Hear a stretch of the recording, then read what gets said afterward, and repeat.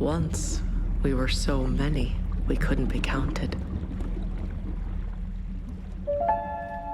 For some of our clans, life began in high mountain birthhouses. Others through tundra to great inland nurseries.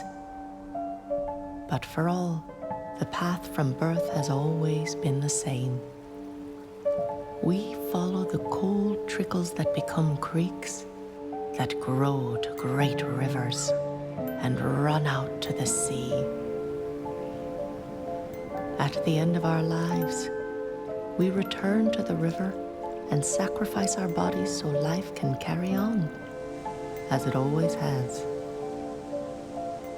We had an agreement once, you and I. You took only what you needed from our populations for food, protected our spawning grounds. And we agreed to come back year after year and sustain you. We used to swim wild in great numbers in the currents of the Atlantic.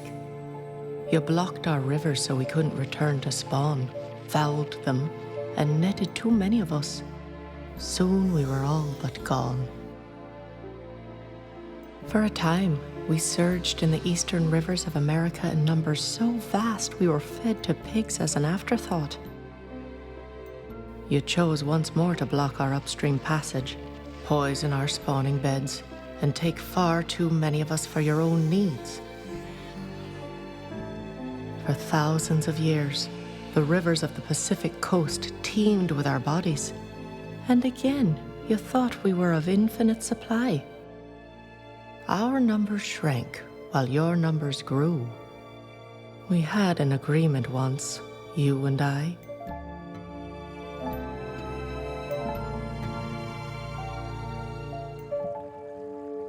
Once there was a fisherman who caught a small fry. The tiny salmon pleaded for his life, saying, "I'm a small meal now, but put me back and I'll return large enough to feed you properly." The fisherman replied, "How foolish I should be to throw you back if I were to forego my certain gain for an uncertain future."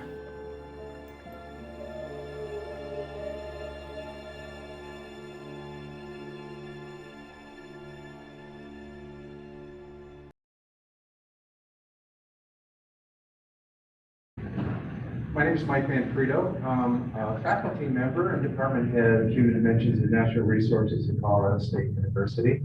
I'd like to welcome you here to the Pathways Conference. It's great to see you here. It's been a long time coming. Some have waited 3 years for this one. I'm one of those that's waited for 3 years for this to actually happen. So it's great to have everyone here. That film piece you just saw is first plenary speaker. I'll introduce in just a second. I have a few housekeeping items that I'd like to get through first, and bear with me on these things if you would. In addition to thanking you for being here, I also want to thank last night's speakers. For those who came, you know it was a really compelling group of folks that talked, and it was very, very enjoyable. I want to thank them and Jeff Davis, who was organized that session. So that's one thing I got to mention. Now, I want to talk a little bit about Pathways and give you a little bit of commercial for it. People that have been with Pathways for a while know that we've been running since 2006. And more recently, what we've done is change the way we do Pathways and try and focus our theme on a particular issue. So the last time we did it, which seems forever ago with COVID, but it focused on wolf reduction in Colorado. We had that conference at this part of Colorado. This one is obviously focused on salmon, which we feel is a very compelling issue that has huge social ramifications. And we chose to partner with Washington Division of Wildlife. And I do want to just make mention of that group, if I can, but I'm going to just say it this way. My Italian grandmother used to say, you really don't know somebody until you've eaten a peck of salt with them. And I think we're on our third peck of salt, and I can tell you for sure these are often the people at Washington Division. really proud to have worked with them. They've been great partners. I'm going to give acknowledgement to Jeff Davis, and I also want to mention Shaylee Batunbakal. And I want you two to stand up and just, I want the rest of the audience to give them a round of applause.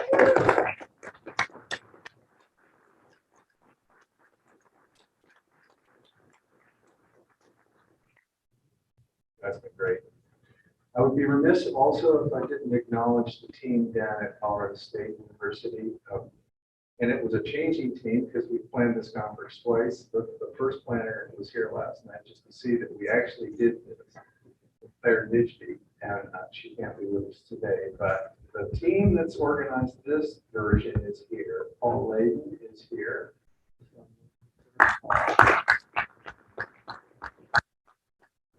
Emily LeBlanc is carrying the load.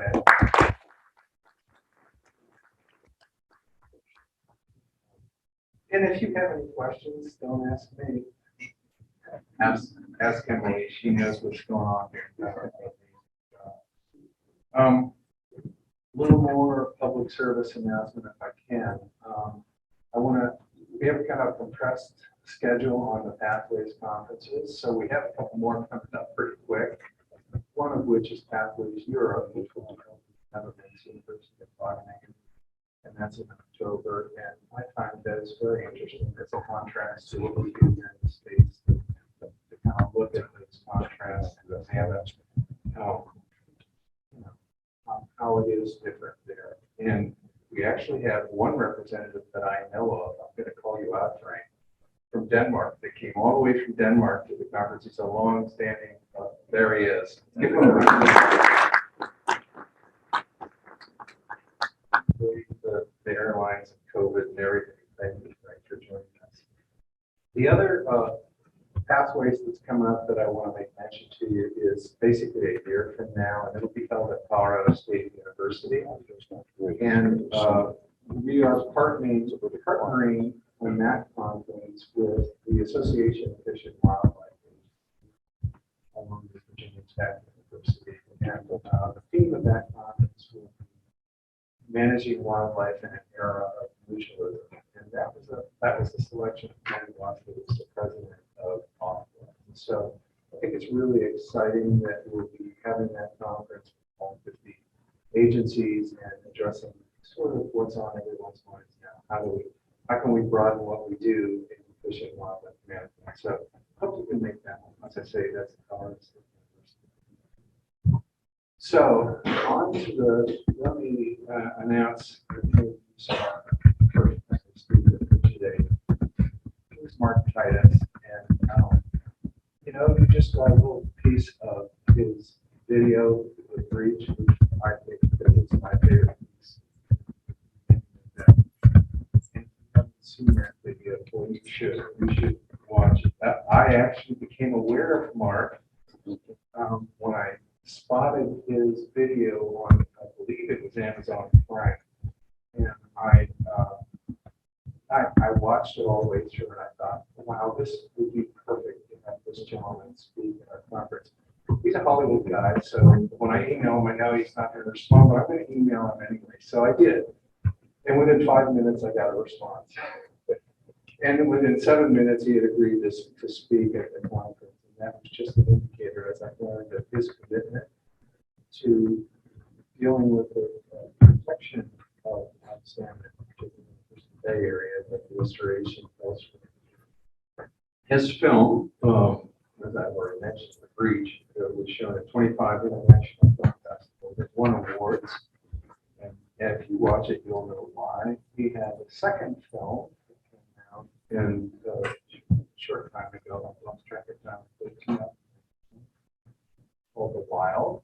And I like that in particular because it interweaves his personal circumstance with the salmon situation and how salmon is such a personal story. We all have personal stories about salmon. Those are the stories that are so passionate about protection.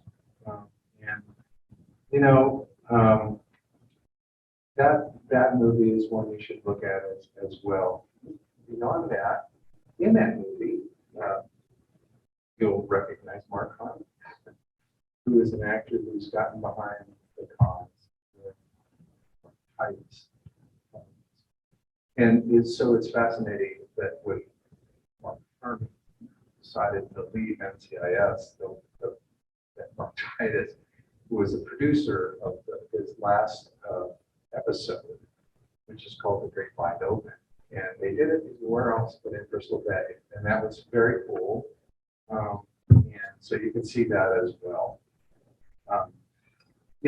Mark films are award-winning, and he speaks around the world about the plight of salmon. I happen to see his TED Talk, which you can grab on YouTube as well. That's 9 minutes also. Now you're going to hear directly from the man. Mark, please join us, and everyone, let's give Mark a warm up.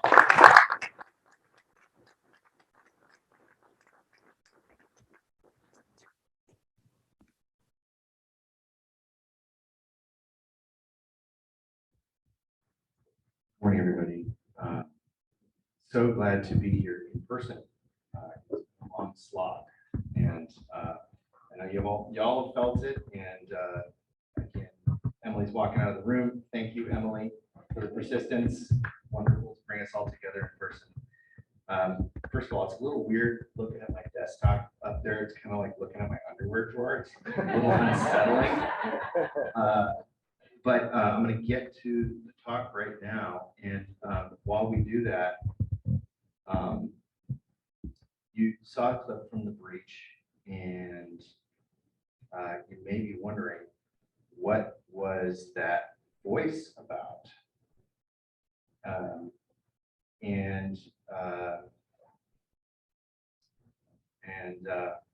It's an Irish voice, and it comes from the mythology in Ireland of the salmon of wisdom, and the idea that he or she who tastes of the salmon of wisdom will possess all the wisdom in the world.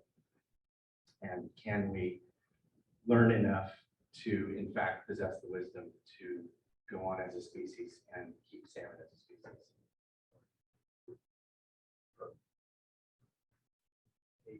Maybe. And also, little known fact, hometown across the water, Seattle. My grandmother came from Galway, Ireland, which is Seattle's sister city. And that's where we premiered The Breach. That was its world premiere at the Galway International Film Festival. And we actually won Best International Feature Documentary, which was very, very cool. Trying to give it up for Grandma. And we beat out an Angelina Jolie Productions, which was like, what the hell? You know? So, good. Okay. Let's see. And let's see. We're going to try this one more time here with a view. We'll run multiple things at the same time. So, see if we can look at the full screen. Oh, there we go. Yay. All right. So the title of this plenary this morning, first of all, I want to say thank you very much for the invite. It's an honor to be here. Michael, thank you for reaching out and for the kind words and for the work that you do, and everybody in this room that you're doing it. You're doing this because you love something enough to make it your life's work, and that is what the world needs right now. So my name is Mark Titus. I'm a Seattle filmmaker. I made The Breach in 2014 and The Wild in 2019. I'm also the founder of Ava's Wild. That's the word save spelled backwards. We're a Seattle benefit corporation offering food, stories, and experiences that give back directly to protect wild salmon-bearing places like Bristol Bay, Alaska.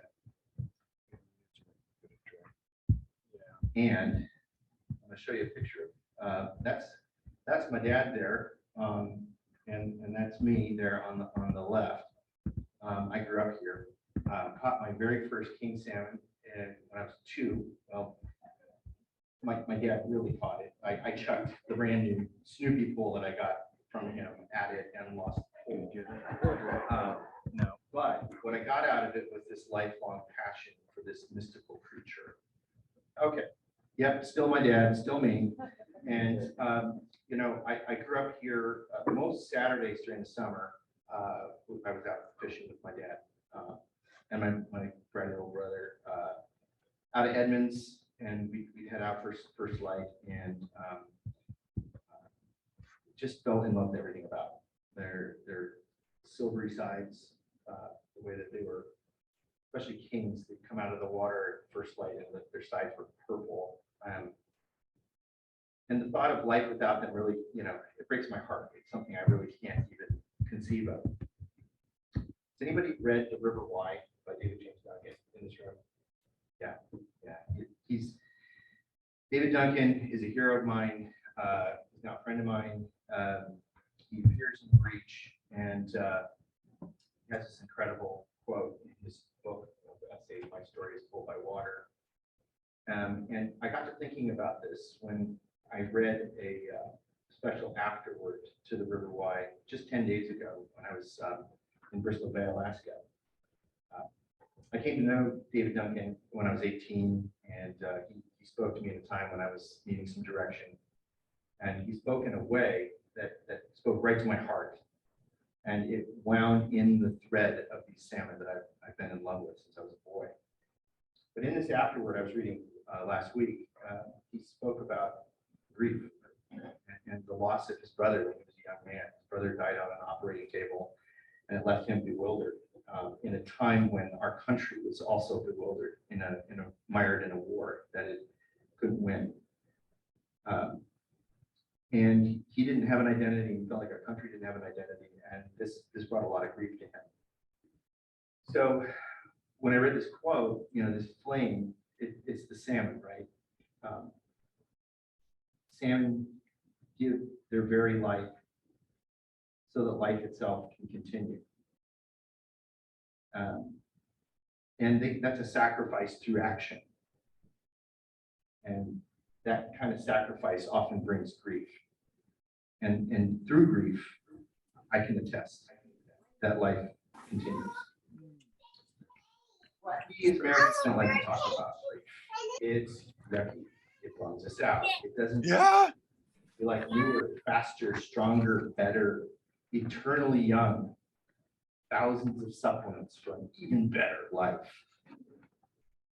We even look at death in a way that wants to make it pretty, though unnatural. How we even like our food happy meals with shiny trinkets that come out of them. But salmon embody things differently. We, in this current state of things right now, look at decay as ugly. Salmon look at it, decay as victory. We look at the loss of life as a weakness, as a giving up. Salmon as a loss of life as resilience. We look at old as being ignored and feared to grow into, and I'm turning 50 this year, so we're right in the middle of that. But salmon look at old as wise and strong for the next generation. We look at different as scary. The other, the unknown is scary. Salmon, diversity is beautiful and necessary for survival. So I'm here today to make the case that grief is necessary, considering especially the history of our relationship with wild salmon, and especially considering the world without salmon. We can't avoid grief, not really, I certainly can't. In fact, but maybe if there's a collective grief, it can lift us to action and meaning in this one life that we're given. We all have a grief story somewhere. My own was catalyzed by the thought of losing the last great wild salmon stronghold in the world at Bristol Bay. And it nearly took me completely down, all of me, my life and everything in it. But salmon, in their strange way, as always, wound their way back into my life again and took me to another place. They are nature's alchemists. They turn grief into celebration, struggle into resilience, and death itself into new life. I'd like to offer that grief is not only necessary as a psychological process to bring us through life, but can be a powerful agent of transformation and should be. Brings us to salmon themselves, defined by Jim Likatowicz in Salmon Without Rivers as the gift, and referring to a different way of living. And he says the sustainable relationship between the Pacific salmon and Native Americans derived not from ecology, but from an economy based on the age-old concept of the gift, and a belief system that treated all parts of the earth, plants, animals, rocks, as equal members of the community. Honors trees, and rivers, and salmon as members of our community. How would that be different in the dynamic that we currently find ourselves in? Jim goes on to say that the gift formed the basis for exchange and commerce. Nowadays, we think of a gift as a commodity.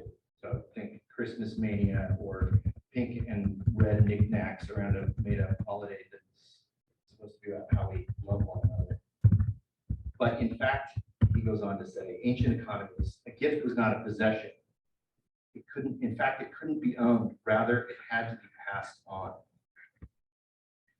So passed on looks like, I think, and from what I can glean from the original inhabitants here who came before Euro-Americans, the more you gave, the wealthier you were as a human. And that was expressed in the potlatch ceremony.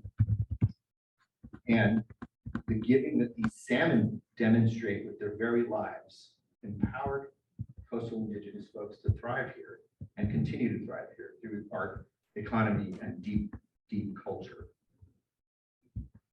With their death and life cycle, salmon also feed 137 different creatures, including us, including the trees. If you're looking at a tree here in salmon country, you're looking at salmon. The nitrogen from the ocean is literally living inside of those trees. And then their act of giving, these salmon, is perpetrated, or it's perpetuated in the next level with the people that then who receive that gift. So you just saw a little bit of this, but this demonstrates to me a historical sharp tilt toward greed. Salmon and their birth houses became commodities. Things, as we know, changed substantially with the arrival of human colonizers to salmon country. And again, Jim Likatowicz observes, shortly after the arrival of Euro-Americans, a different economy, a different worldview, and a different set of rules governing the use of natural resources changed the long-standing relationship between salmon and humans. Dr. Dave Montgomery, in his wonderful book, King of Fish, he also lives across the way here. He's a professor of geomorphology at University of Washington, and he's also in the breach. In his book, King of Fish, he listed 5 H's, the letter H, as the reasons for salmon eradication in this current epoch: harvest, habitat, hatcheries, hydro, and history. Here's a couple quick examples of those things. Overfishing, H1, that's in the harvest column. Bellingham Bay, turn of this 20th century, there were more fish on the dock than the processed fish could keep up on, and mountains of fish, so much so that they were rotting there, and they had to use steam shovels to push them back into Puget Sound because they just couldn't deal with it all. Logging is a example of habitat. Here on the Olympic Peninsula, there are these things called splash dams. They cut down mountainsides. Buffer zones were not even a thought at that time, and they were literally pushing the logs into the river system to clog them up. And then at a certain point, usually during the spring flood, they'd use dynamite to blast all these things, head them all in kind of a wild rodeo downriver, where of course they would scrape out everything in that river, including the reds that the salmon had used to make new babies and new life. Another habitat more germane to Seattle, straightening rivers. Some people actually got the idea that making rivers straighter would make it more easy for salmon to get home, and thereby it was a benefit. Of course, the benefit was really in barges and all kinds of other economic benefits to a growing city. But the thought was that salmon like it better straight. And of course, we know that's a fallacy. They like it better chaotic, full of large woody debris in the way that it likes to meander. And the last, or the third H anyway, I like to refer to as the H bomb here in the state of Washington. It's hatcheries. get into a knife fight in a bar, just go ahead and bring up hatcheries here, and you'll certainly find some. But according to the North Pacific and Anadromous Fish Commission, 5 billion hatchery salmon are now being pumped into the Pacific Ocean. And among other problems, they're competing for the same limited food source with the anemic runs of wild fish that remain. That's a fact.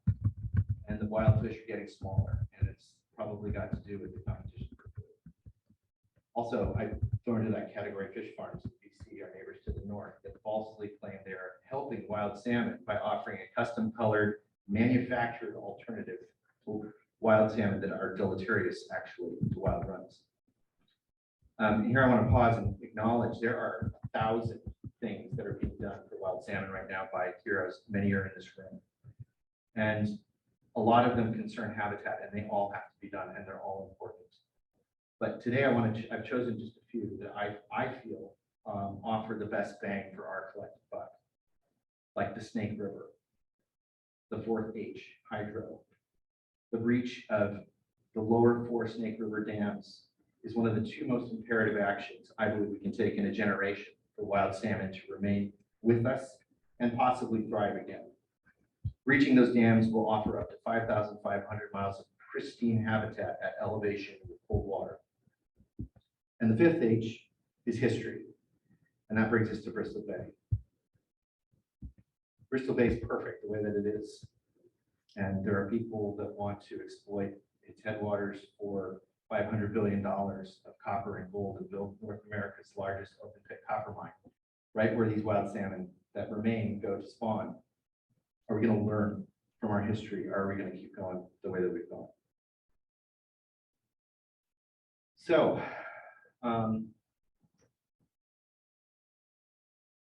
that brings me to my calling to this whole story. In 2011, I was working as a director making brand films for local favorites, folks like Starbucks and Microsoft and Boeing, and it was good work, and I was grateful for it, but it wasn't igniting a fire in my soul. So I was on a plane flying to California to shoot a commercial for an ambulance company. That doesn't get your crank going. I don't know what else it would. But I happened to be reading this book, Mountain in the Clouds by Bruce Brown, which is an absolute tome to wild salmon here in the Pacific Northwest, and especially the Elwha River. I knew in a split second, in a synapse that just fired, I ran across a name that Bruce wrote about in his book.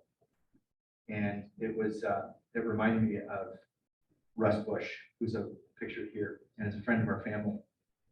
And I knew that Russ had stage 4 brain cancer. I also knew at the same time that Russ had been working for 40 years to pull out those 2 salmon blocking dams on the Elwha River, representing the Elwha people. And I knew that I had to start filming him. So 3 days later, I was in his home, I cobbled together a camera package and did one of 3 film interviews with Russ. So in this calling for me, that this became a love story for this being that I fell in love with as a child, this magical, mystical being that comes home to create your life. And really, it was examining how wild salmon have been extirpated and if we have a chance to save the ones that remain.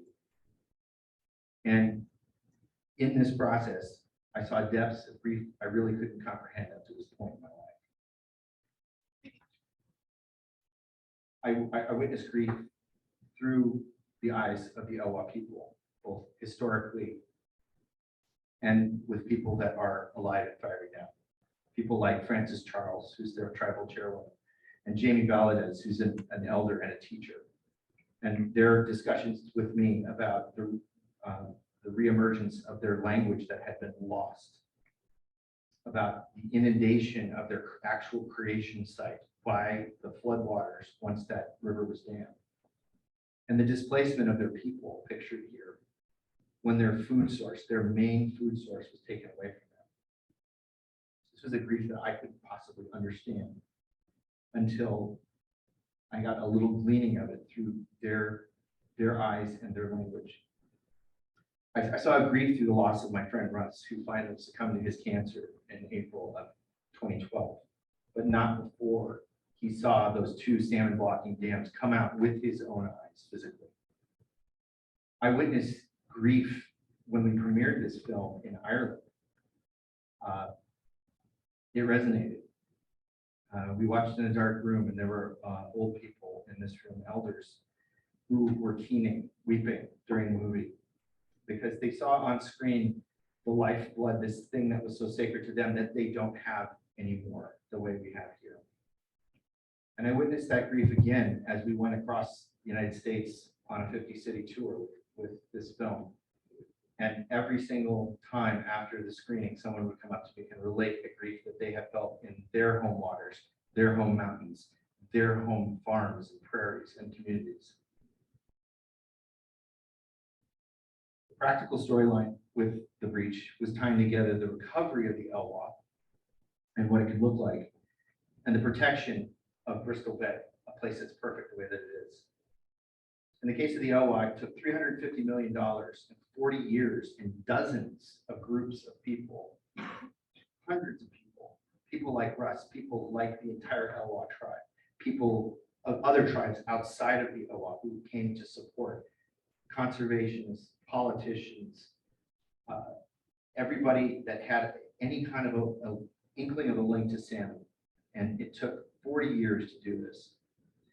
And then it compared and contrasted that effort versus Bristol Bay, this place that's currently perfect the way that it is, and the assertion that a mining company is making that, trust us, we'll get it right this time.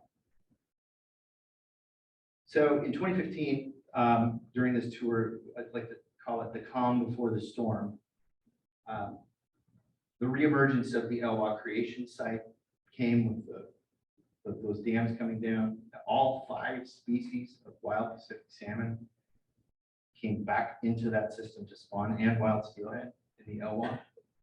And in 2015, there was a victory for Bristol Bay. Under the current administration, then under the Obama administration, there was a 404C preemptive decision to not allow the proposed pebble mine to be permanent, but it wouldn't last for long. In 2016, my grief story, such as it is to this point in my life, began. In the span of 3 days in November of that year, my mom was diagnosed with cancer. It was 5 years clean this year, by the way. Go mom. My grandmother, the next day, was sent into hospice. She was a soulmate to me. And then the third day, we got a new president in 2016 that, to me, represented a move toward a very dire situation indeed for wild salmon, and in Bristol Bay in particular. This is a grief that was a grief I couldn't have imagined existed. And I treated it the only way that I knew how to that point in my life, by drinking alcohol. Because that's what my family does, and that's what every friend I have does, and that's what every person I've ever worked with does.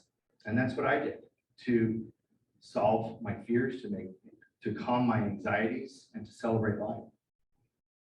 And I did that in this time of grief that was sending me downward into an underwater spiral.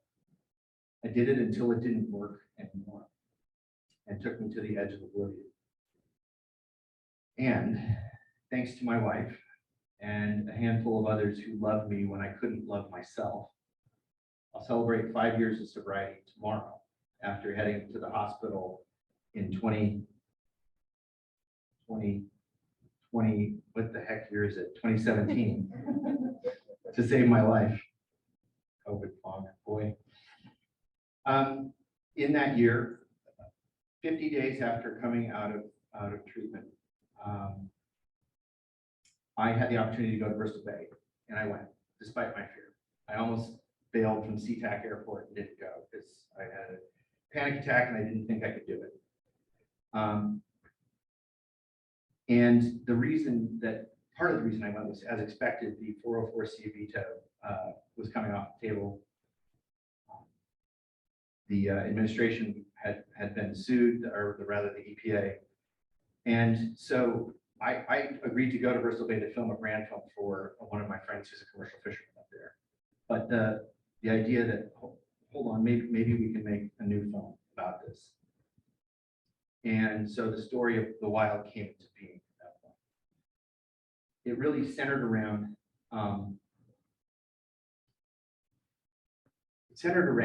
this feeling of a wildness that is about to be gone. And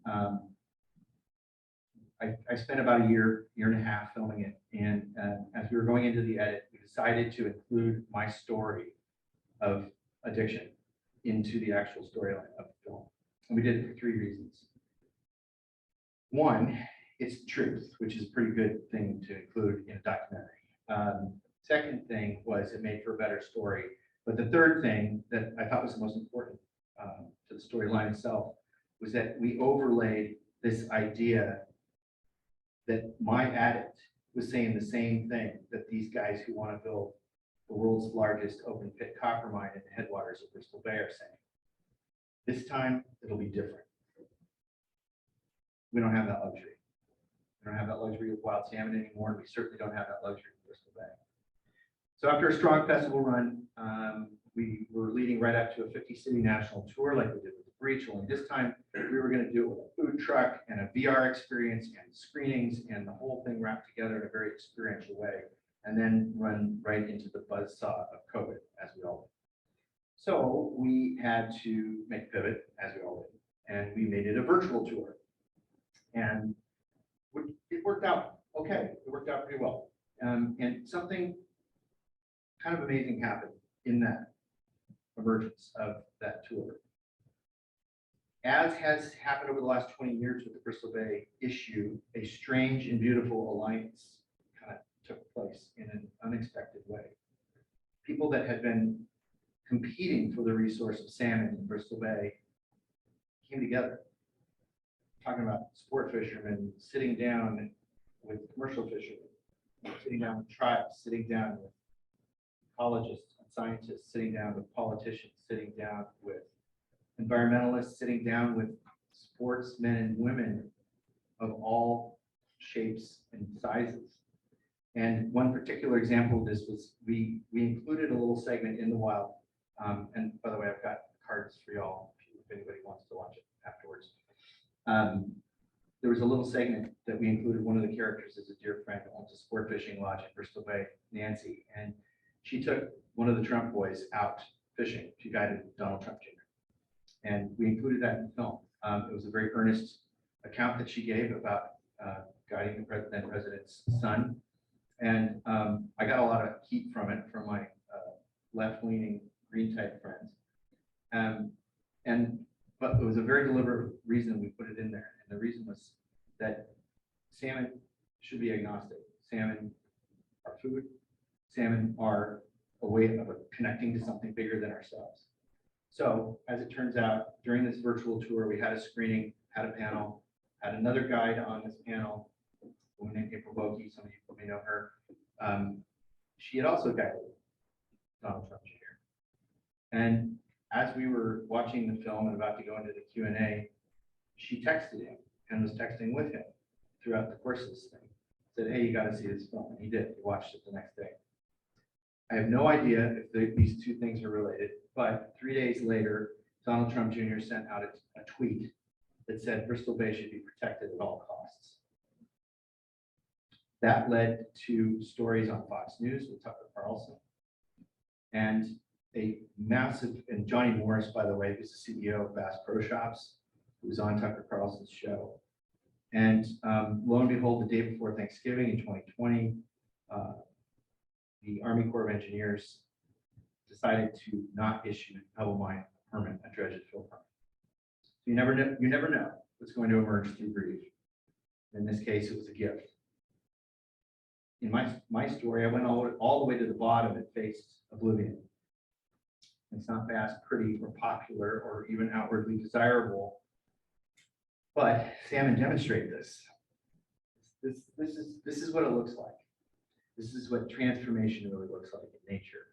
It's a glorious mess, as my friend Professor Ray Gilmore at UW likes to say. It's the same as grief.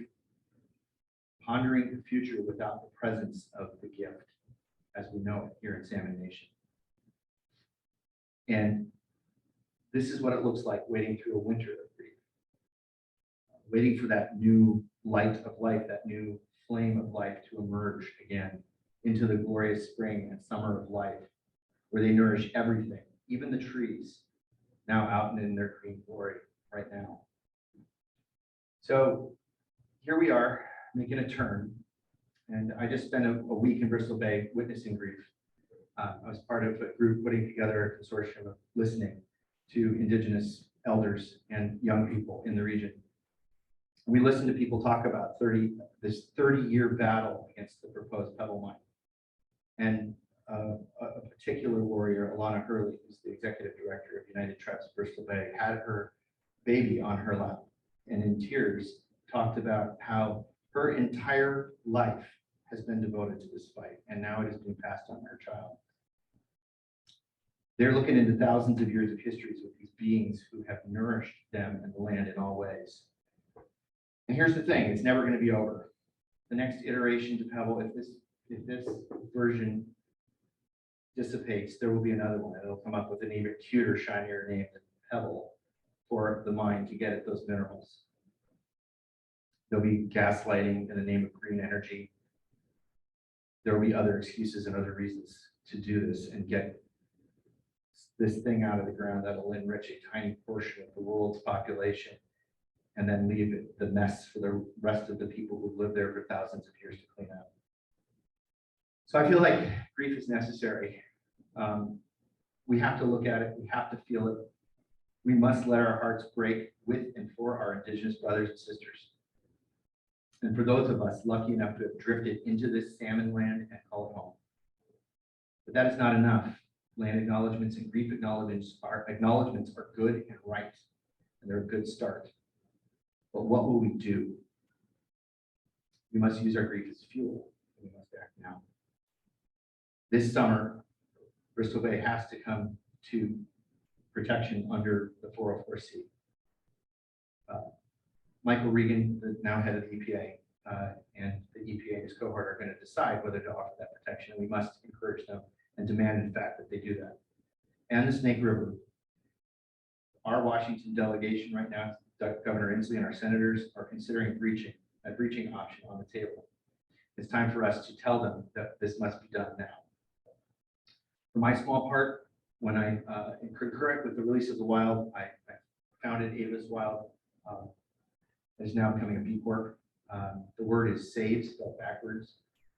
And as I mentioned, we offer folks food, stories, and travel experiences that we're hoping will create intergenerational stewards of the wild places we love here in this bioregion we call Salmon Nation. The place that is touched by salmon-bearing rivers.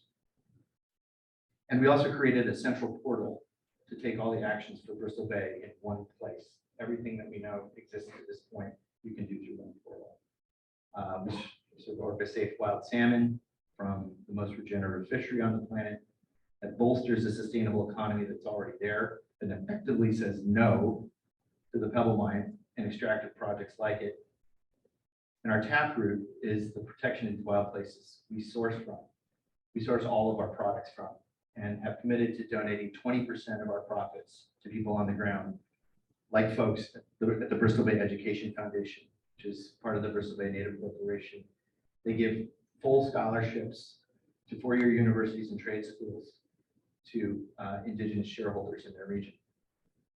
So we've seen it in our film tours that heart-centered experiences change people. And so we're gonna try one more time. I've begun The Turn, which will become the last film in my Breach trilogy, and it's underway right now. I'm filming as we speak. The title refers to a mysterious time in every salmon's life when they know somehow it's time to turn from thousands of miles out in the ocean and come home. How they do this, we don't know. It hopefully also is a hope and a prayer that we will follow their lead and turn into a way of living that is in harmony with the rhythms of the natural gifts given us, not as colonizers, conquerors, and co-modifiers, extracting what we want until it's all gone or left for dead. We'll tie up the threads of the previous two films and offer the prayer of action for the snake in Bristol Bay. And like the 50-city tour we wanted to have at the Wild, we're going to have one for the Turn. With a film screening, Q&A, a food truck offering up wild Bristol Bay salmon, and a VR experience for folks who can't physically make it to the Bay, and some of these other extraordinary places we feature in the film.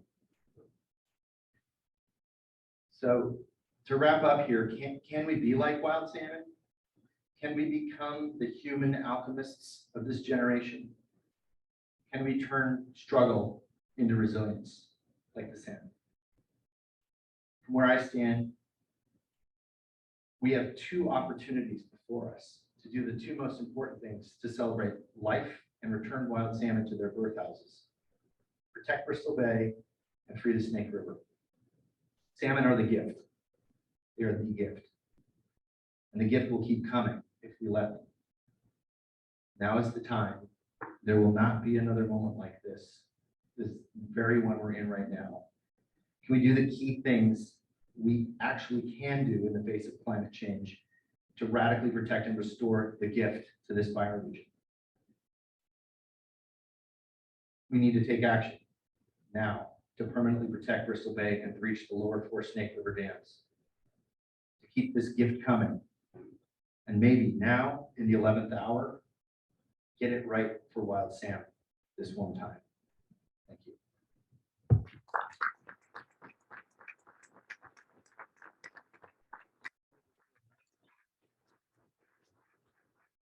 Like to stay connected. You can use your phones, open up your phone, your camera. Oh, there's still video playing there.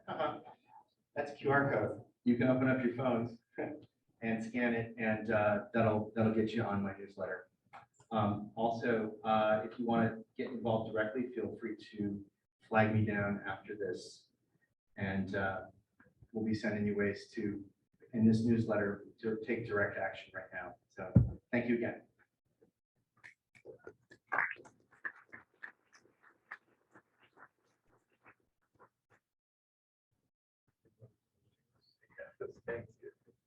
All right, folks, we have a little bit of time for some Q&A. Hopefully you still have cards on your table. If you don't mind writing down your questions, we'll take those up and do some Q&A. I'm just curious about the Scandinavian, if you've had any experience about with the salmon situation there, and is it in a similar dire situation? Do you have any sense of what's going on there? Okay, yes. The question was, do I have any sense of what is going on in the Scandinavian countries regarding salmon, and if it's in as dire a situation as it is here? And it's not my area of expertise, but what I do know is that there are no runs, wild runs, like they are certainly in Bristol Bay and even here on the West Coast. They have mostly, there are some, but they're limited, they're small. There's there's no commercial fishery for them anymore, really. And that has been totally replaced by an aquaculture situation. They've sort of given up the ghost, and there's certainly efforts underway to restore some wild runs, but as we've seen historically, it's really starting in Europe. It's kind of where that story begins. There is not a wild salmon situation like we still are afforded here in Salmon Nation, as I like to refer to it. Oh, yeah, sure.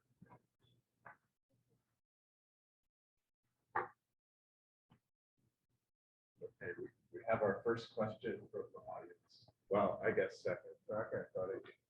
Sorry, meant no disrespect there. No, I took it. So, Mark, can you share another example of someone changing their mind about recovery? What was it that you think changed for them?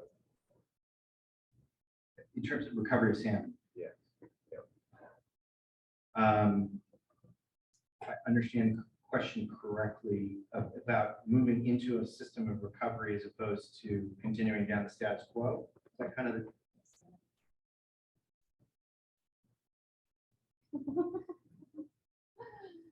I'm just wondering, you told the story about Trump Jr. and having to support standard recovery when maybe had not before. I'm just wondering if you have any other stories, seeing someone change their mind, and just talk a little bit about what you observed and what you think might have been part of having someone to come to be a supporter. Wow. Okay, great question. I mean, the answer is yes. I've seen dozens of people. I mean, God, just through watching the films, I'd say going around the country, less than 10% of people had ever heard of Bristol Bay, much less the salmon that exists there. I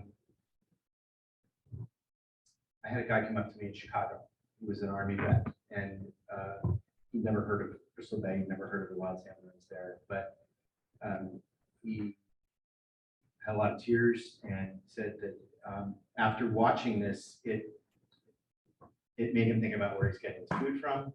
Makes him want to support, getting wild salmon from regenerative runs like Bristol Bay, and be a distant voice for, even though he's in the middle of the country, for advocacy for wild salmon that remain. There's literally dozens like that, but that's the first one that just popped into my head. Okay, it looks like we have one more. This will be the last one. And this is about the knife bite in a bar. Of course. Yes. So, Mark, how do we reduce hatchery production to the benefit of wild fish without losing the support of the commercial and recreational angler? And the second part of that is a lot of that hatchery production is coming out of Russia, Japan, and Alaska. So how do we influence that? Yeah, I'll just sum that up in 30 seconds here. Just kidding. That's an entire week conference right there. But I'll do my best. Asia produces 3 billion hatchery fish. North America produces 2 billion. They're all going to the same place out in the middle. So it really doesn't matter. They're feeding off the same resources. So to the first part of that, though, that if we can unravel that knot about how everybody can satisfactorily get what they need, I'll just defer to this. Before he passed, I had the opportunity to interview Billy Frank Jr. And I don't get starstruck, really, but I did. When he walked into the room, I just felt this energy I never felt before. And he told me, in reference to this very issue, look, man, that's our food. This is the food we've had for millennia. And we need that food. And I can't think of any better way to, sum up a need for that gift to keep coming. How to allocate correctly who gets what and what needs to happen. I mean, that is just so complicated. Steelheaders in the room know that the Olympic Peninsula was shut down this year. Skagit and Sauk was shut down this year, rightfully, I should say. I think probably overdue. I'm willing to lay down my rods, certainly, and I think people really care about salmon. They should do the same, whatever that is. So, did you have a question? I did. You spoke about the 5 H's, Mhm. and in Washington State, all 5 H's are knife fights in the bar. Wiggly. What would your advice be in helping to bring Washington State players together? Because we've already lost what Bristol Bay has. Yeah. We're already at the brink. If you were to give us some guidance on how do we bring salmon eggs in one hand, agricultural seeds in the other, but that climate change growth, every river having a hatchery. We're almost as if, and I hate to say it, we're at the brink. What advice would you give us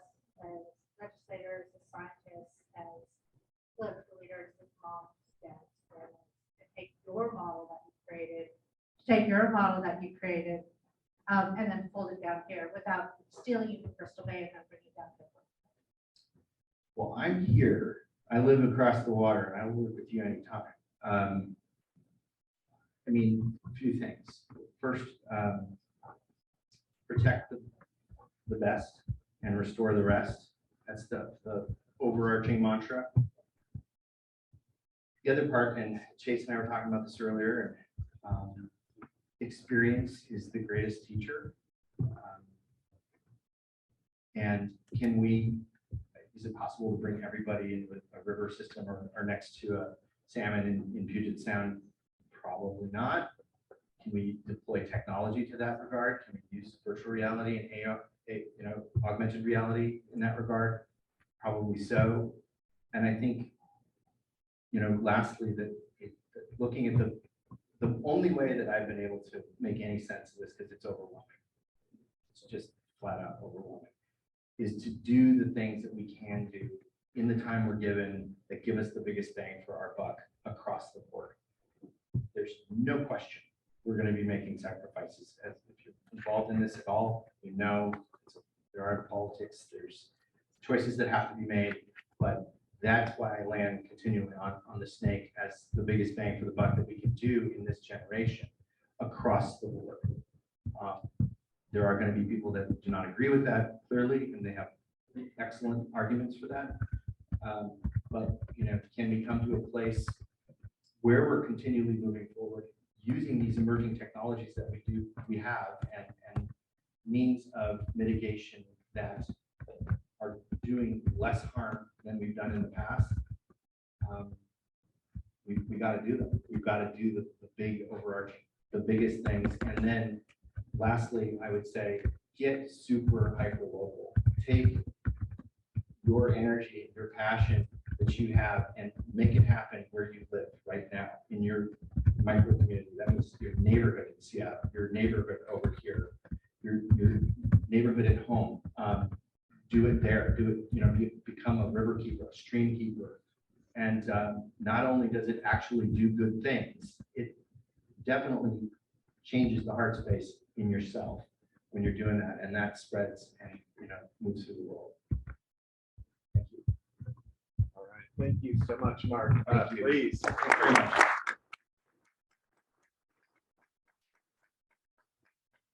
I woke up this morning thinking, where am I going to find my motivation? And I just found it. So now we're going to move on to a fireside chat, which is climate change friendly, meaning it's chat without the fire, emitting carbon into the atmosphere. Senator Altus, do you mind?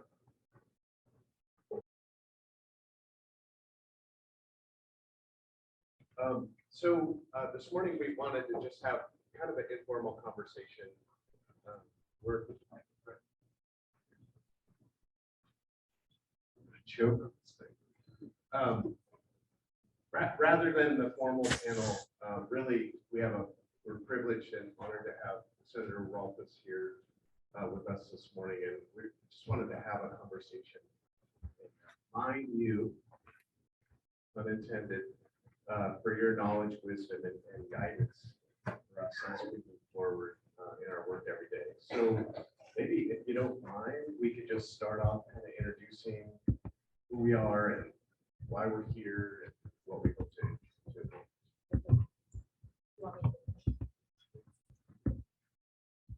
Good morning. Thank you, Jeff. This is a privilege and an honor for me to have been invited here. I was invited a year ago when we thought we were having it in Bremerton.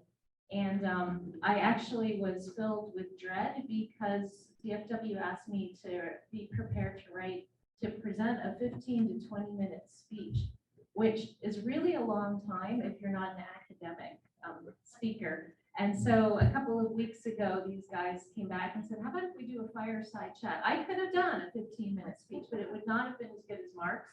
And so this was a lot easier for both Jeff and I to organize. I am the state senator from this area. The district that I represent is not this part of Bremerton, but it's most of Bremerton and then all the way north to Hansville and the Hood Canal Bridge.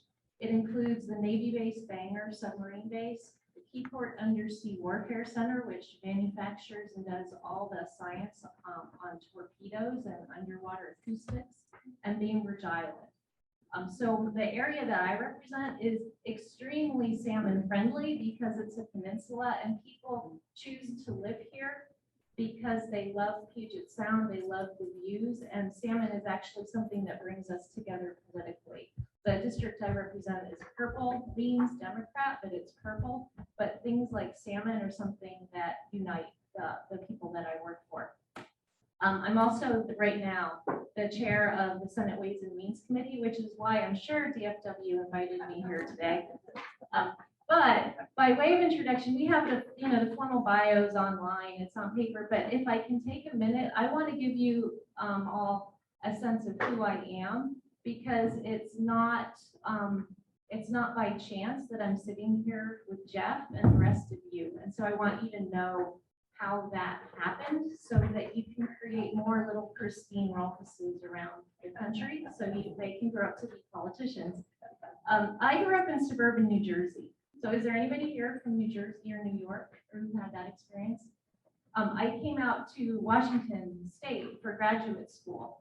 But when I grew up in New Jersey, I lived about 30 miles west of New York City. It's very corporate, like industrial kind of economy. I didn't know that there were jobs like cattle ranchers and commercial fisher people and wildlife biologists. Everyone I knew, all the parents I knew, and that was mostly dads that worked, commuted to New York City for some kind of office job, or they worked for the pharmaceutical industry or the oil industry, but there weren't public service kinds of jobs, and certainly not a lot of environmental jobs. But as a young girl, I got to, in middle school, we did overnight outdoor camp, right? So environmental learning, we went away for 3 or 4 nights to a camp up in the Poconos. No, it was in Catskills in New York. And I loved it. I'd never really experienced environmental science before, but I had a complete adrenaline rush. I gave that trip my all, and I won the 7th grade environmentalist award that year in the awards assembly. And I was like set. I knew what I wanted to do. I also was a Girl Scout until it was way not cool to be a Girl Scout anymore. And just quietly was part of my younger sister's Girl Scout troop, because it was a way for me to not just go camping, but I also got to teach kids about how to build fires and environmental science, soil science. So Girl Scouts was a big part too. Scouts was a big part of my environmental learning. But as I said, I didn't know that there were jobs in the environment at all. I went to the University of Virginia and really floundered. I didn't know what my major would be or what I was going to do after college. But I took Ecology 101 as a sophomore because it was an easy A, they said. And I don't even remember if I took it for grade or pass fail. But in that lecture hall, the professor, who turned out to be the author of the textbook that we were using, but when you're 19, who cares, right? He was like an ECA. He did a slideshow, and it included slides from Yellowstone National Park, where he was talking about something related to ecosystem management. And something in that slideshow just called to me and said, I felt like I need to be there. I need to go to Yellowstone National Park. And I did very preliminary. There was no Google. I don't even know how I found it, but I found out you could get jobs working for the hotel company, the hospitality industry in Yellowstone, with no environmental degree.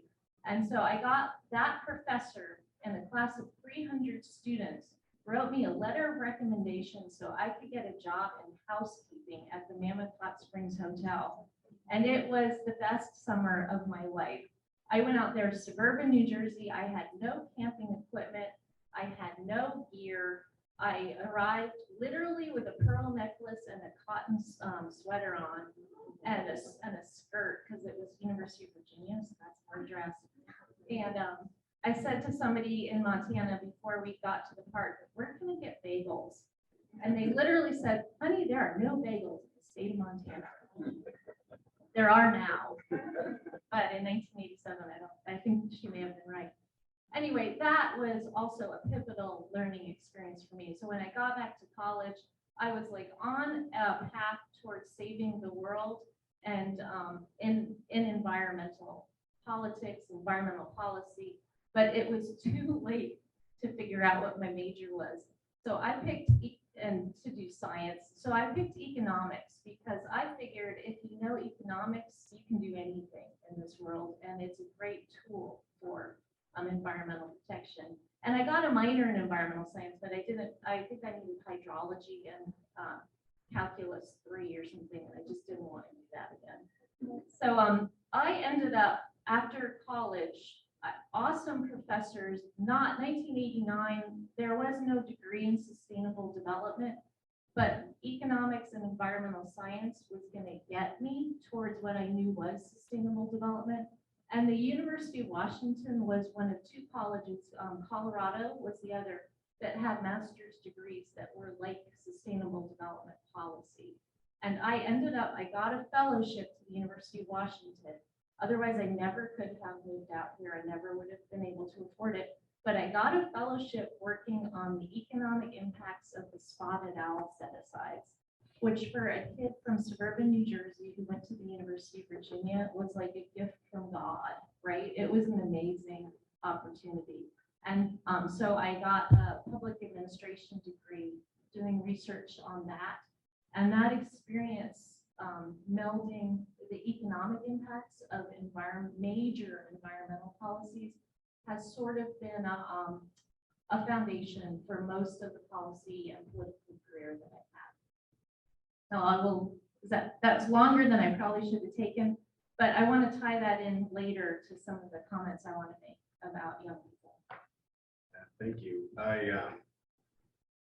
Not very many people know this, but I've actually worked with Senator Rolfes for 20 plus years, maybe. My favorite title ever came from Senator Rolfes, and it was Jeff's my habitat biologist. And I feel like in her political career, I've been showing up sometimes unannounced, and she's always been gracious to see me there and ask for support. I'm still Jeff Davis, the Director of Conservation Policy at the Department of Fish and Wildlife here in Washington State, the Department of Fish and Wildlife. And my story kind of starts back when I was 7 years old. This is very pertinent to this weekend for us here in Washington State. I was fishing Lowland Lake opener with my dad, 7 years old, Wildcat Lake, which is not far from this place, and it's amazing fishing. And it was like my 3rd rainbow trout I pulled in the boat, and I turned to my dad and I said, Dad, when I grow up, I want to work for the Department of Fish and Wildlife. Most kids say, I want to be a firefighter, I want to be an astronaut, and so my dad kind of looked at me. He's like, yeah, that's a good one. I hope you're successful in that. And then maybe fast forward to the opportunity I had to join the Department of Fish and Wildlife, and calling my dad and saying, hey, I just accepted a job with the Department of Fish and Wildlife, and the phone literally, this is when we still had phones attached to the wall. The phone literally hit the floor. And for days, my dad was walking around to all his friends. My son works for the Department of Fish and Wildlife. They were like, cool, he's not a firefighter. But I have to say, like, we all evolve in these professions. I think you start out, for me, it was like issuing hydraulic permits, protecting fish habitat. I got motivated because, there were times I could see the people above me just like being too comfortable with status quo, and recognizing pretty quickly that we had to do big and bold. And this is like 20 years ago. Jeff was like, we got to do big and bold, and just really tried to work up through the organization, try to increase the influence for folks, because I think, especially in government, we have a tendency to get too comfortable. We have a tendency to be risk adverse, And I think especially given Mark's presentation this morning, it's like the time to be risk averse is gone. We're running out of time. And so we need to be more comfortable with risk moving forward. And I do have to say, like, this is about salmon. I get the privilege of working with Senator Rolfus on a lot of different things, pollinators. I have my pollinator tie on this morning.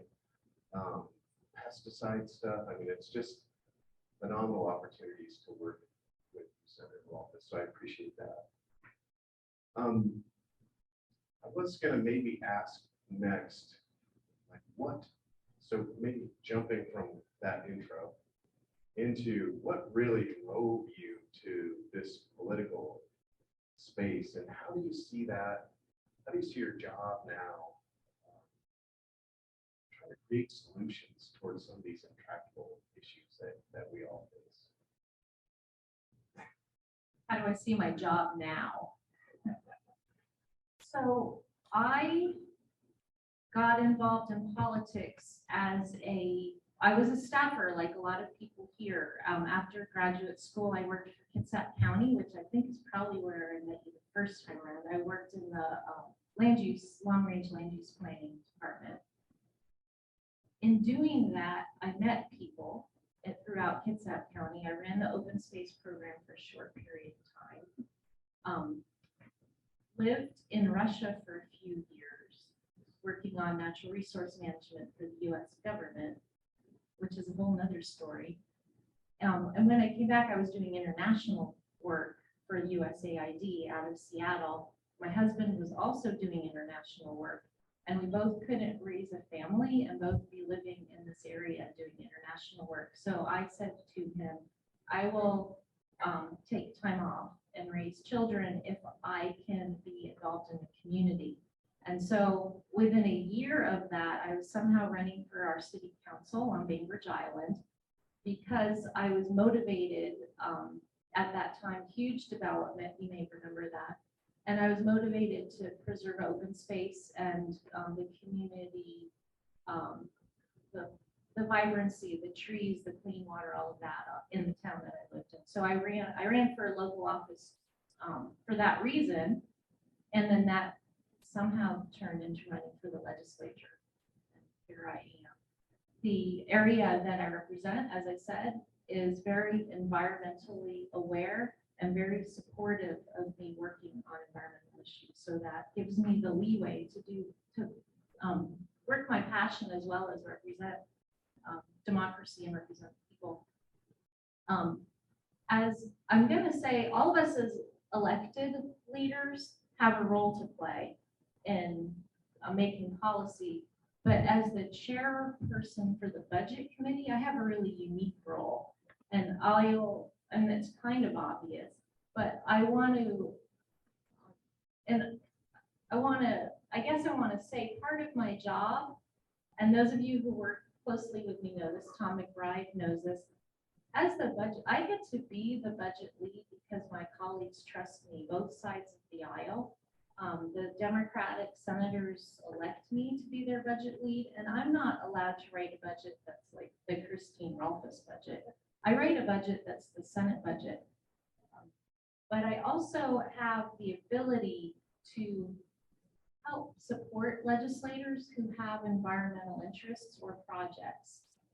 I have the opportunity to bring people in to discussions that may otherwise not have thought about being there. So for example, has anybody heard of the Enlow Dam project in Okanagan County? So that's a dam. Mark talked about Snake River dams. That's I'm gonna say that's like a assault weapon in a bar kind of a fight right now, not even a knife in the tavern. But the Enlow Dam is in Okanagan County. There's consensus that it's not creating hydroelectric power. It's not needed for irrigation, and that it could come down. They can't afford to re-up the licenses with the federal government. If we can take that down like the LWAP, that's a lot of habitat that we can create, going all the way up into Canada.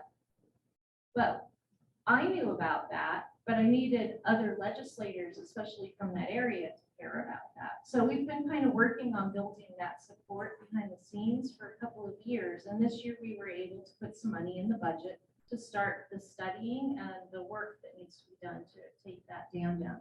So that's a place where I can use the position that I have right now to just help other people have successes on things that I care about. Excellent. I'm going to pass the Jeff Davis budget to Tom McBride to pass to you, and we'll fix all this mess. So there's a lot of folks in the Pacific Northwest that, like Mark's story, that grew up fishing for salmon, or the industries that are associated with people that fish for salmon. And then there's a lot of folks that didn't grow up fishing, but still have a connection with salmon for one reason or another. And I know that you're in that kind of latter category, that you're from New Jersey. Seems plausible that you wouldn't grow up fishing for Pacific salmon. But I'm wondering if you wouldn't mind sharing kind of what salmon and that connection with the healthy environment you have, and how you think about championing that moving forward. So first of all, I did not grow up fishing for salmon. I did grow up in the East though, and my parents both fish, freshwater fish. My dad did bluefish fishing off the coast of New Jersey when I was a kid. So I did grow up in a fishing household, but my role in that household was to, if my parents had caught fish and they would anchor them to the dock of the lake wherever we were staying in a motel or renting a cabin, they would tie a chain around, they put it through the fish's gills and put it on the dock. And then when they went back out in the rowboat, I would let it free and blame it on the raccoons. So that, I think that my love, I've said this to you before, my love for animals is like a 10-year-old girl. Like whatever I loved back then, I love it now. And so even when I see like Mark's photos of the fish, I love those fish. I can feel them, I can feel their sleekness and their strength, and I value them because they exist. On a larger level, if you live in the Northwest, everything that you love about living here is tied to the salmon. And I think for people who aren't from here, who saw the panel yesterday, you could get a sense of that. It's not just that it's hugely important to the economy, whether tribal fishermen or non-tribal commercial fishermen, recreational fishermen. It's a couple $2 billion, I think, a year, 17,000 jobs. But that's not the essence of really what we're trying to do when we're talking about saving salmon. We're trying to save ourselves. And that whole story is known to people who live here. And very specifically for folks who maybe aren't from Washington, I'm going to say 3 or 4 years ago, a mother orca whale gave birth to a baby that died within a few hours of birth. And she carried that baby on her back for 17 days, traveled thousands of miles with that baby on her back, just grieving. We don't really know what she was doing, but to the humans, it was clear she was sending a message that, first of all, orca whales grieve, and second of all, probably our fault that that baby died.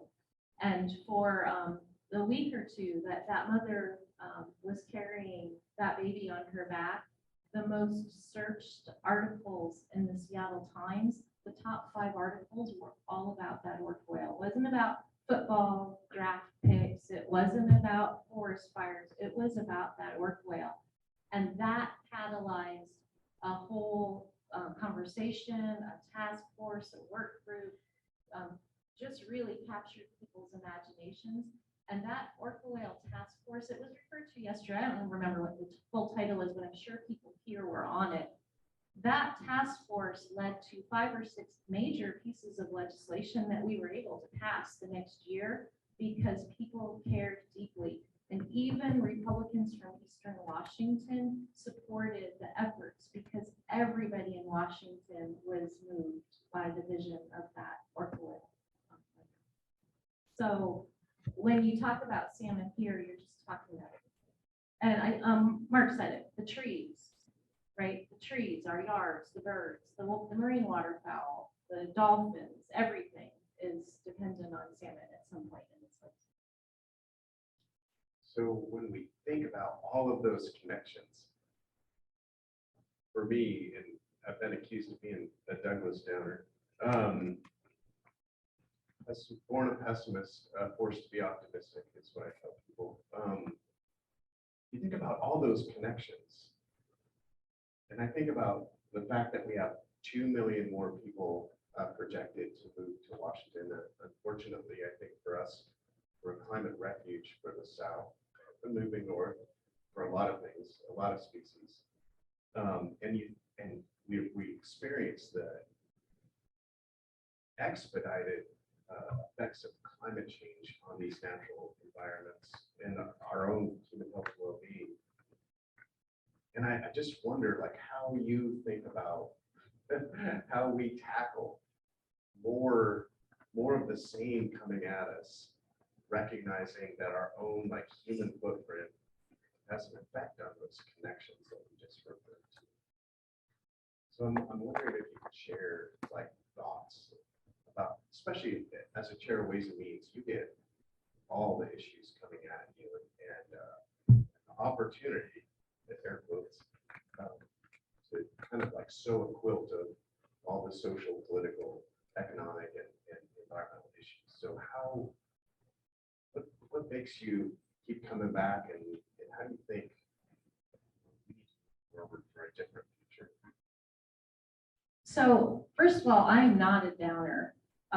I have a lot of hope, and I'm kind of an optimist. I think that's why people go run for office. I don't think pessimistic people run for office. Maybe there may be a minority, but so 2 million people coming at us. We've been talking about that for 30 or 40 years since the Growth Management Act was passed in our state. So that's not something we can't deal with.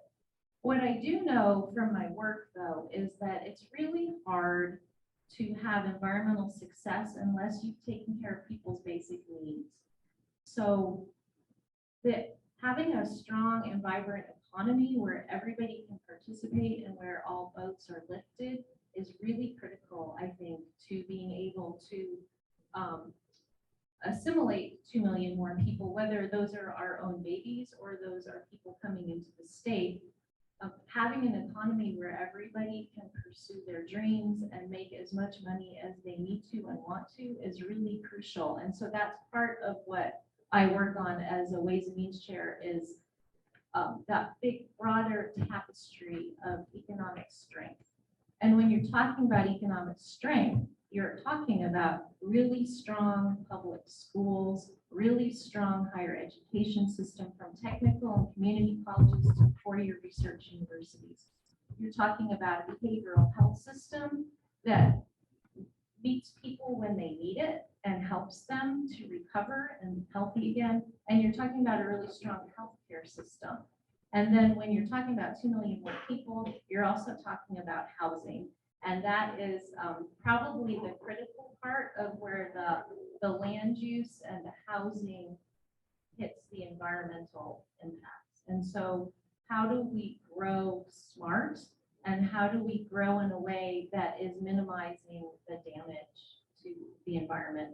Now, I was talking to the Martins earlier this morning, and they're from rural Washington. And once we successfully deploy broadband in the state, which is an economic development goal, the rural parts of the state are going to have growth pressure like they've never experienced before. And those are communities that don't necessarily believe in government regulations. And so I think a challenge that we have in Seattle, Seattle, city of Seattle can do whatever they want to their citizens. And those guys are like, yeah, regulate me more. That's not the case in Eastern Washington or in the rural areas. And so we have to come to terms with how do we have broad economic growth and land use pressures everywhere in the state while protecting what we love.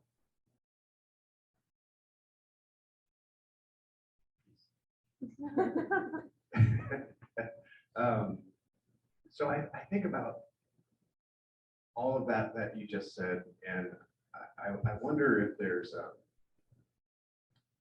opportunities in that growth, because I'm with you that, okay, we have 2 million more people. Climate change is going to continue to increase its effects to a certain extent. And then there's the piece that I think I always stumble over. There's like, we operate at a high level, and we have a tendency to like mash things into these bigger things. And then we always have conversations at the end of the day about, okay, but what can I do as an individual, right? Like, for example, I live on 5 acres in a rural area. I'm the lone vote that says, yes, regulate me more. And my neighbors hate that about me. And yet, you know, darn it, I have a composite roof on my house. We have a forest, so I'm a small forest landowner for those of you in the state of Washington. So my voice matters. And it seems like, you know, we have this, like, I need a lawn, I need to fertilize my lawn, I need to spray these things so the bugs don't eat my roses. I'm just wondering, like, do you see a pathway forward with this growth coming where we can have either, you know, well, it's probably both, like volunteer programs or incentives that really help individuals and reward individuals for doing really positive things towards restoring nature? Because I just, for us, GMA, Growth Management Act, sorry, is a no net loss standard. And for me, I think especially when I see Mark's film, it's like, salmon were listed in 1999 in the state of Washington. We've been at this for decades, with more people coming and more climate change effects barreling down on our salmon populations, and most of the trends are still not in the right direction. And so I feel like, what do we do? How do we dig ourselves out? Because we need watersheds that are healthier, not even at the level of function that they are today. So I don't know if you could share kind of your thoughts about what we can do as individuals, what we can do, like, for that political will that we heard about yesterday, to really make a difference, so that we're showing up in kind of a nature positive way with our actions, instead of just keeping them. Well, that's like a whole plenary, right? First of all, I want to repeat what Mark said earlier, which is, I think everybody doing their job leads to success, and everybody in this room is doing the job. So, couple of things, and this is where I wanted. So, is this? I don't even remember what the question is anymore, but I'm just going to talk. So, one of the things we can do. So, if you think back, if you were listening to me when I told you about my story as a child and a girl and a young woman growing up, every opportunity that you guys have to touch a young person is an opportunity for the future. And it's not a, like, oh, in 15 years they'll have jobs and they'll be saving the planet too. It's an immediate impact, and it's an investment of 80 years of a person who's going to spend their life committed to making positive change, whether that's having a butterfly garden in their yard in Seattle, that's forever, or it's becoming a fish and wildlife biologist. One of the things, so for this, I literally got an adrenaline rush yesterday looking at, like, ooh, which talks am I going to go to this afternoon? I have a little free time. And it reminded me of when I was in college and I got adrenaline rushes looking at Yellowstone slides, or when I was in Girl Scouts and got an adrenaline rush doing my diorama of science, soil science. I got that same adrenaline rush. And so, for example, this organization, when you have your next conference, find 2 high schools and invite their environmental science students to come to the 4 to 6 time slot. Find 10 or 15 high school students. reach out to Olympic College. We have an environmental science degree that we offer. And if there's 30 students in that class, I bet there's 5 to 10 that would have loved to come to some of these talks. And anytime any of you have the opportunity to include young people in what you're doing, it's huge. It's a huge investment for the future.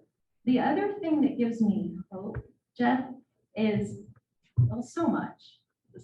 So Irene yesterday was talking about how hard it is to plant trees on her property and that there's lessons learned there. One of the stories, when I worked for Kitsap County as an open space planner, I managed the Open Space Commission for Kitsap County, and we leveraged $4 million in local bonds into $20 million in grants to buy awesome parkland all around the county. And they are awesome parks. One of the women on that was, I was 25, she was probably 40. I thought she was old. But she had told me while we were at some meeting, she said, oh, my husband and I just bought 100 acres of clear cut out on the Olympic Peninsula, and we're gonna plant trees on it. And her name's Connie Waddington. She lives on Bainbridge Island. I see Connie all the time, but a year or two ago, I said, Connie, whatever happened to that land you and Bill bought? Do you still own it? And she said, oh, yeah, you know, it has a salmon stream on it. It didn't have a stream when they bought it. They didn't even know there was a stream on it, but they planted the trees, and the trees are 30 years old, and the trees somehow recaptured the water, and now there's a stream. And I'm going to say the Slalom tribe, the Jamestown Slalom tribe, is doing work on their property right now because there's a salmon stream that nobody knew about. That's such hope, right? So the best time to plant a tree is 20 years ago. The next best time is today. That gives me hope. That story gives me hope. That ethic gives me hope. And then one more thing, 2 million people more in this state, a lot of them are going to be really smart. And we already are doing stuff like we have the Blue Maritime, what do you call it? Blue Marine, I guess, but it's a new initiative in this state to fund and support maritime technology that will promote sustainable maritime industry. So what do we need for 100% use of all the fish that gets caught? So there's no waste, there's nothing being thrown overboard. How do we transition to an electric ferry fleet, non-polluting cruise ships, a clean logistics center? We have two maritime high schools that have just been formed and funded so that we can be feeding people into a blue economy. There's just so much to do. And so it's impossible to feel pessimistic when there's so much to do and there's so much change to be made. Thank you. I feel more hopeful now. Do we have time for question and answer? No. No. Let's do one question. Does anyone want to be the winner of hurling a question at Senator Rolfes? Be brave. Okay.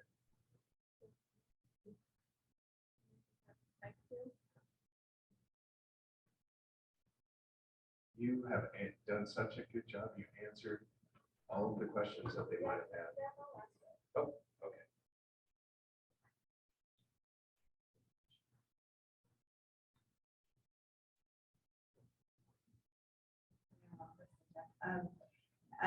Just curious, what you see as the biggest challenges? We've had this really interesting conversation last night about political will, and then this morning, a conversation about the collective grief being a motivating factor. What do you see as, I'm just really struggling with this, like we have a societal aversion to grief, right? We want to turn the other way, not look at it. And then we also want to just kind of marginalize the people who are the losers in this situation, right? But when we all own it together, that's when we change things. So just thoughts on that, or ideas of how you've seen that happen, or ideas of like, who comes through your door that you could see maybe kind of making those connections about how we own this all.